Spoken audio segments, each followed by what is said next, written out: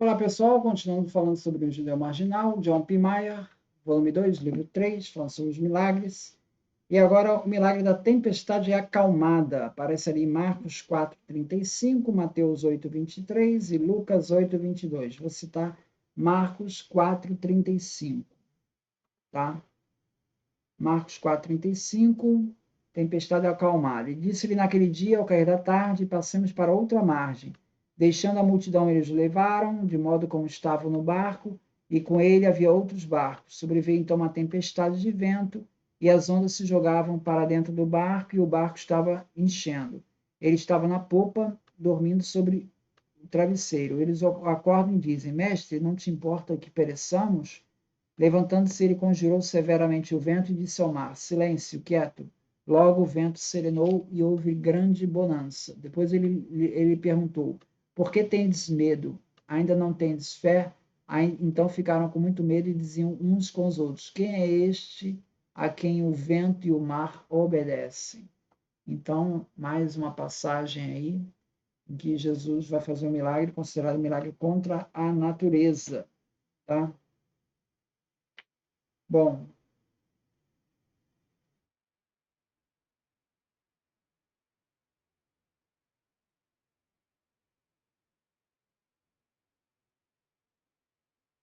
ao contrário de algumas das histórias de milagres em Marcos, não há referência ao ensinamento de Jesus dentro desse ciclo.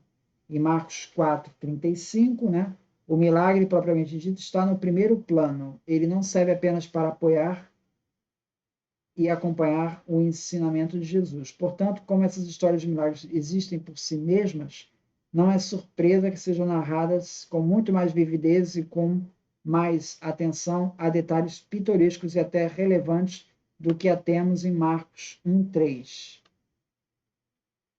Não é por acaso que o ciclo de Marcos 4:35 até 5:43 compreende apenas grandes milagres com certo caráter maciço. É uma tempestade sobre o mar da Galileia, ameaçando Jesus, seus discípulos, que é repentinamente aplacada, que é essa passagem. Uma legião de demônios expulsa por endemoniado, fazendo que porcos se arremessem ao mar.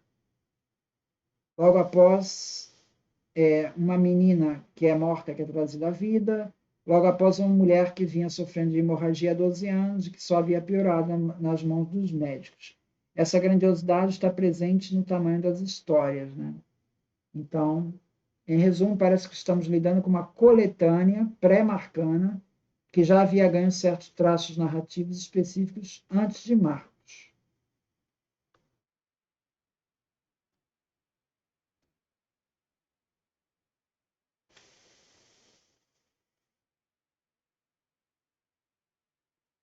Comparada com a longa preparação, a narração do milagre, propriamente dito, aqui, ela ocupa apenas um versículo. Ela diz, quando Jesus dá as ordens, né, para o vento: silêncio, silêncio, quieto. Basicamente essa a ação do milagre.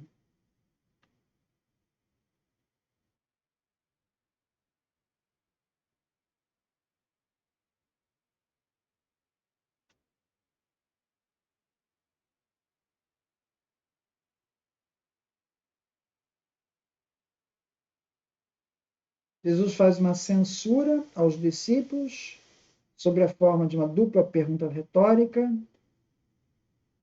As censuras de Jesus correspondem às dos discípulos em contexto, assim como em forma. Porque tendes medo, ainda não tendes fé.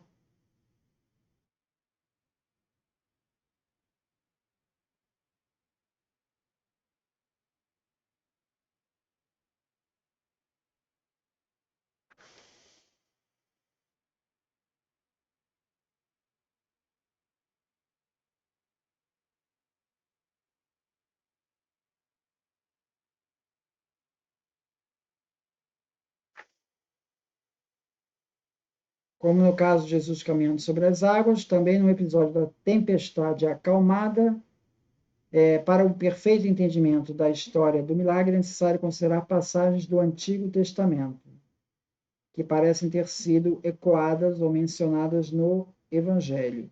Ali ele vai falar do livro de Jonas. Em Jonas capítulo 1, o profeta está a bordo de um navio, para a qual Javé lança um vento violento e uma grande tempestade sobre o mar, colocando a embarcação em perigo. Marinheiros estão assustados. 6. O comandante do navio aproxima-se de Jonas e o censura com uma pergunta retórica, por estar dormindo em meio à tempestade. Como é que podes dormir? E incita Jonas a levantar-se e a invocar seu Deus. Quando os marinheiros finalmente levam em conta o pedido de Jonas para ser lançado ao mar, pois, segundo ele, a tempestade foi provocada por sua culpa, eles primeiro rezam para que não pereçam pelo que estão fazendo. Depois de Jonas ser atirado à água, o mar cessou o seu furor. A reação dos marinheiros é um temor ainda maior pelo Senhor. Na verdade, o texto em hebraico literalmente diz: e os homens foram tomados por um grande temor.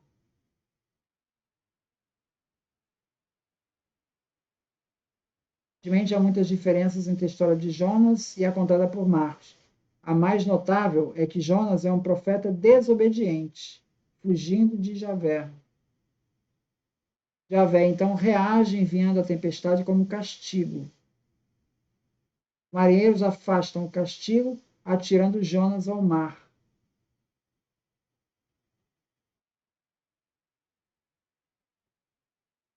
Só que tem paralelos, né? Nos dois casos tem uma tempestade que está ameaçando a vida dos marinheiros, né?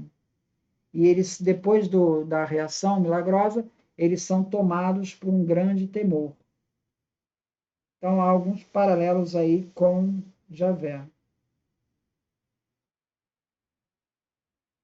Outra passagem é o Salmo 107, no qual se dá graças a Javé por salvar os que estão em perigo, incluindo os que estão em navios no mar.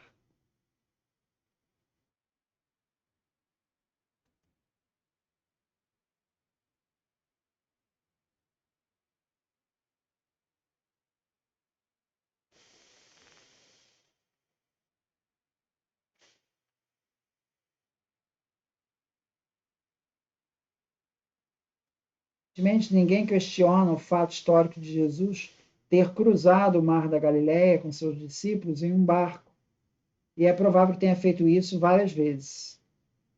Tampouco se questiona a ocorrência de tempestades violentas que se abatiam sobre a bacia formada pelo mar da Galileia. Tá? Joseph Klausner, que é um historiador, ele conta que ele mesmo presenciou uma dessas súbitas tempestades seguidas de calmaria igualmente no mar da Galileia em 1912.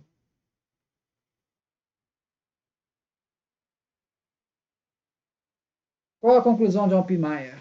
Bom, considerando a teologia redacional de Marcos, a forte presença de temas e expressões do Antigo Testamento funcionando como uma surpreendentemente antiga alta cristologia da Igreja, a semelhança com o caso da caminhada sobre as águas, a falta da múltipla confirmação do milagre e sua continuidade com tradição de milagres da Igreja primitiva, mais do que com a tradição que tem possibilidade de remontar ao ministério público de Jesus, nos obrigam a concluir que a opinião mais provável, embora não absolutamente certa, seja de que a tempestade acalmada é um produto da teologia da igreja primitiva.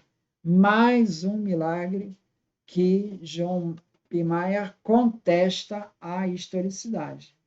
Ele coloca como não tendo sido histórico. Foi uma criação da igreja primitiva para casar com os textos do Antigo Testamento e que não teria sido real.